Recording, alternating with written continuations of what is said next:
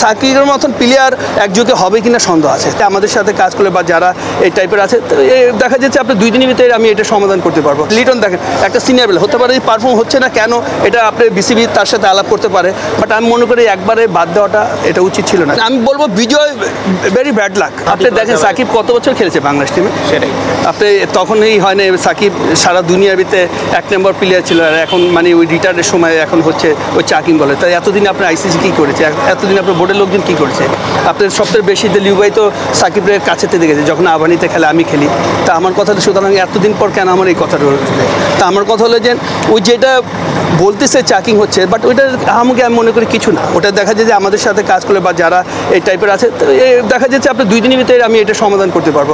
আমাকে এটা কিছু না। মেন জিনিসটা যে আমাদের মেন্টালি কোন চিন্তা নিয়ে গেছে এটা হলো সবথেকে বড়। দেখেন এখন যদি আপনি মনে করেন আমাকে যে কোনো জায়গায় খেলতে পারে, হতে পারে যে না আমার আঙুলে ব্যথা আমি বল করতে পারতেছি না, হয় না মাঠে আঙুলে টেস্ট ম্যাচ খেলতেছি বা ওটা খেলে আমার হাত ছিলা গেছে, আমি ব্যাটিং করলাম, তো হতে পারে। এখন আপনি আমাকে কীভাবে নিচ্ছেন ওইটা হলো সবথেকে বেটার, সেটাই হলো আপনি বেটার। এখন যদি মনে করেন সাকিবের ওখানে দরকার, তার মনে করি অবশ্যই দরকার, কারণ কি সাকিবের মতন প্লেয়ার আপনার নেক্সট একই কী বলে একযোগে হবে কিনা সন্দেহ আছে। তাই আমার কথা হলো যে পর্যন্ত দিতে পারে দেখ। আমার কথা হলো যে রাজনীতিভাবে যে সমস্যা হয়েছে রাজনীতিভাবে ওটা সমাধান করবে, বাট আমার ক্রিকেটের জন্য তো না।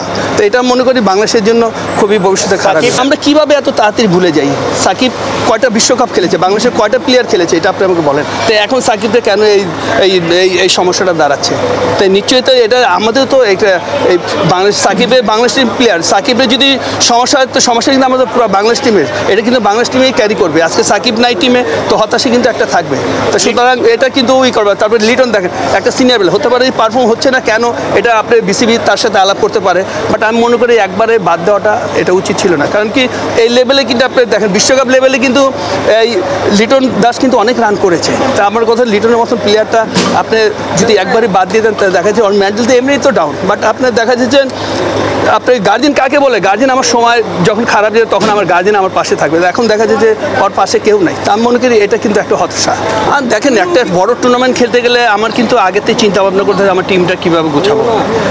তারপর দেখেন যে অনেক নতুন প্লেয়ার নিচ্ছে বা পুরান প্লেয়ার বাদ দিচ্ছে, তা এমনকি এটা একটা ভালো, বাট তারপর দেখা যায় নতুন প্লেয়ার ওখানে কি পারফর্ম করে এটা সবথেকে বড় ইম্পর্টেন্ট। কারণ কি যেসব প্লেয়ার লং সময় আপনি দিয়ে গেছে আর এই টপ লেভেলের ক্রিকেটটা দেখা যায় যে ওরা কিন্তু ওখানে সেট হয়ে গেছে, বাট একটা ওখান থেকে সেট প্লেয়ারের যদি আপনি একটা ব্রেক দিয়ে দেন তাহলে ব্রেকের জায়গাটা আপনি পূরণ করতে পারবেন কিনা এটা বড় ইম্পর্টেন্ট। দেখেন আমি বলবো বিজয় ভেরি ব্যাড লাক। ওই কিন্তু আমি যখন আবাহনী ক্যাপ্টেন ছিলাম তখন তো বিজয়কে আমি চিনি, ওর মতন ট্যালেন্ট প্লেয়ার আপনি খুবই কম পাবেন।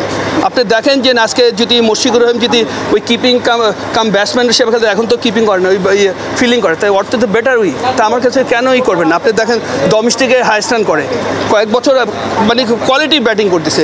আপনি দেখেন এই বিপিএলের মতন জায়গায় আসলে ভালো ক্রিকেট খেলতে। তা আমার কথা আপনার চয়েসটা কোথায় থাকবেন? এখন যদি আপনি আমাকে অন্য চোখে দেখেন তাহলে ক্রিকেটটা কিন্তু হবে না। আপনার ক্রিকেট যেভাবে আমরা আগাচ্ছি তাকে দেখা যায় অর্থে বেশি পিছিয়ে যাবে।